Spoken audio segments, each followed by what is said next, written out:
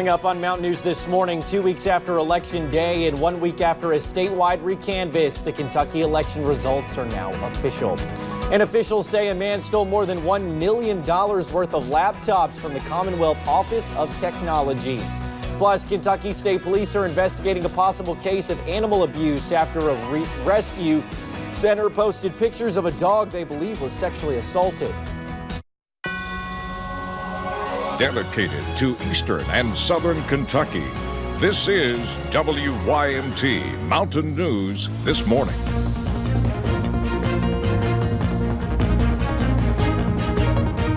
Good morning. It is 5:31 on this Friday, November the 22nd. I'm Will Puckett. Thank you for tuning in to Mountain News This Morning.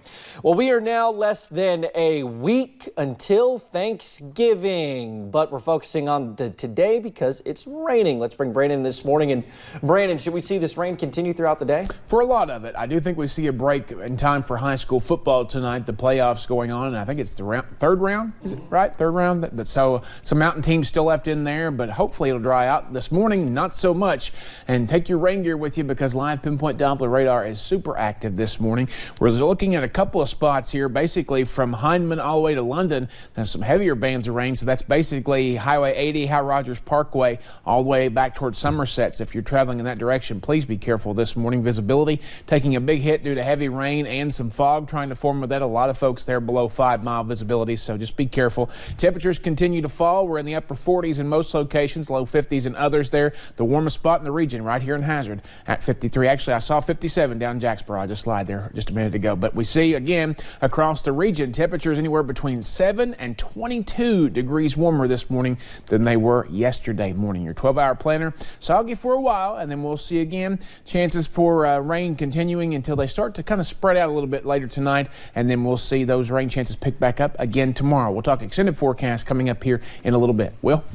Alrighty, Brandon, thank you. Well, 2 weeks after Election Day and 1 week after a statewide recanvass, the Kentucky election results are now official. Yesterday, the State Board of Elections certifying the vote totals, making Andy Beshear the next governor of the Commonwealth. The board voted unanimously to certify the results. Election officials say some errors were found and corrected, leading to the final vote totals.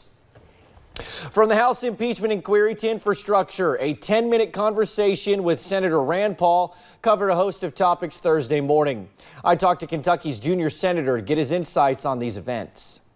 It is the talk of Washington and the nation. I haven't seen anything that's changed my mind. Senator Rand Paul is talking about the impeachment inquiry going on in the House of Representatives. I think the president had every right to ask whether or not there was an investigation into the Burisma and the paying of a former vice president's son $50,000 a month. We also asked Senator Paul about Kentucky's election results and how he plans to work with Democrat and Governor-elect Andy Beshear. But it also shows that it's a mixed bag, and anybody who wants to win needs to appeal to people on both sides of the aisle. So we'll see. I think both parties need to work together and see if they can get some things done for Kentucky. Senator Paul says he worked with Governor-elect Beshear's father in hopes that will happen this time. But there are issues that need addressed. Everybody needs to come together to fix the pension system. There was also a vote Thursday on one of Paul's proposals to fund an infrastructure plan to help the country's road woes. We'll get maybe 25% of the Congress, but the message back home to people would be if they vote against my amendment, do they really care about roads and bridges for Kentucky? That amendment was tabled by a vote of 73 to 20. Now, for technicality, Steve Hensley was the one who met up with the junior senator from Kentucky. I was just the one who put the story together. Now, you can catch that entire interview with Senator Paul on our website at WYMT.com.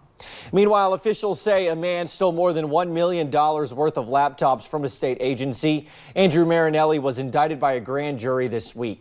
Officials say Marinelli took 17 new laptops and more than 100 used laptops from the Commonwealth Office of Technology. Investigators say he was able to get into storage rooms. They also say he committed the crimes with his stepson. Marinelli is charged with theft by unlawful taking and unlawful transaction with a minor.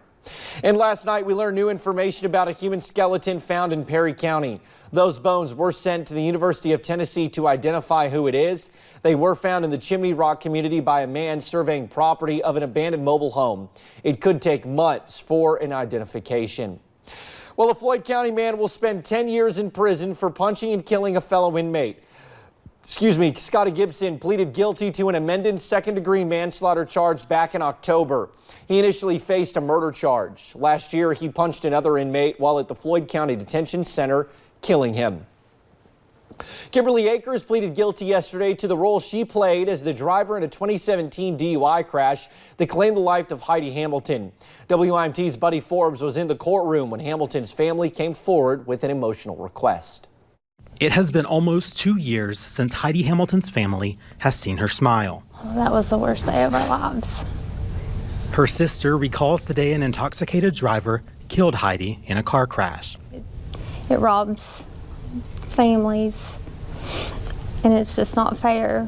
She says the crash may have taken Heidi's life, but it cannot take who she was. Everybody loved when Heidi came around because she's the one that brought the laughter and the fun and the smiles and the hugs. But that is not all she brought. Even after her death, she is bringing grace to the woman responsible. Well, Heidi always believed in not judging others and giving people second chances.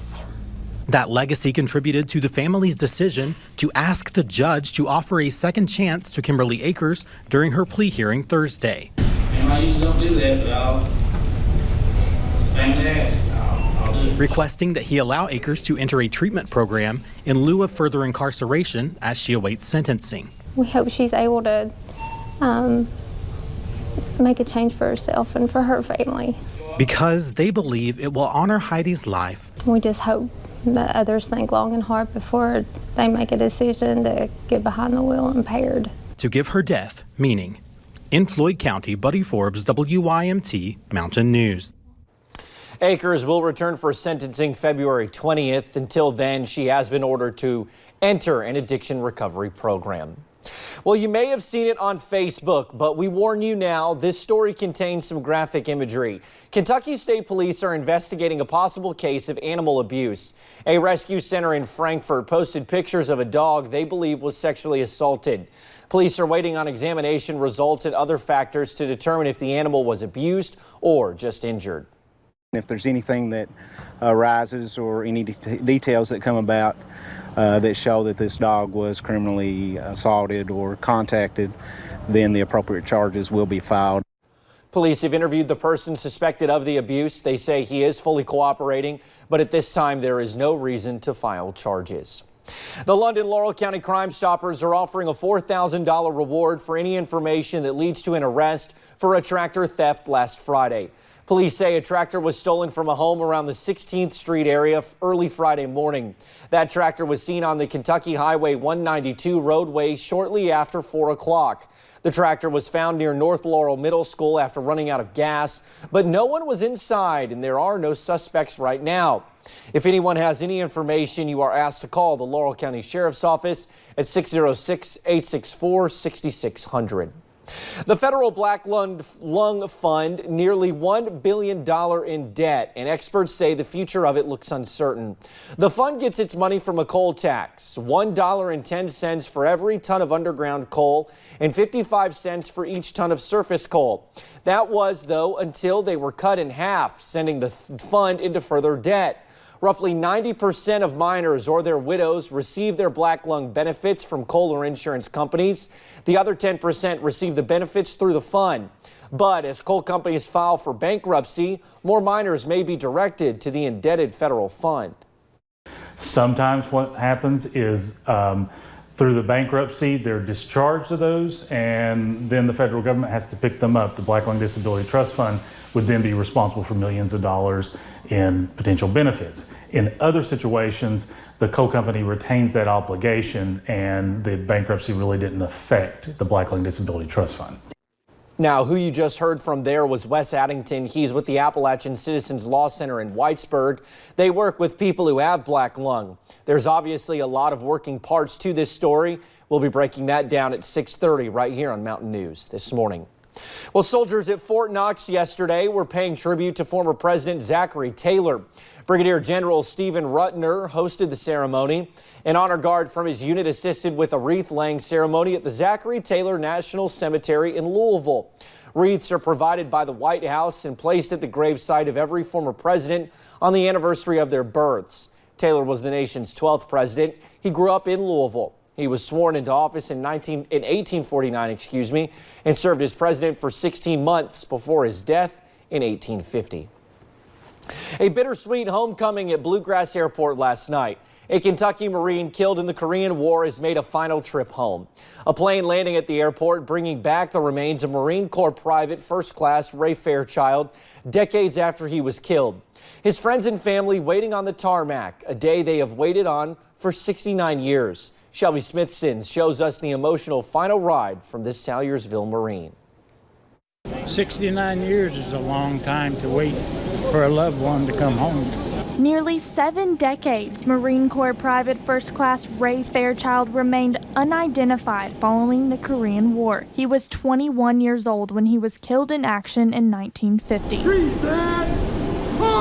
His younger brother, John Fairchild, lost many family members in those 69 years, but he never lost hope. It means everything in the world to me because our parents are gone, my sister's gone, I'm the last one living.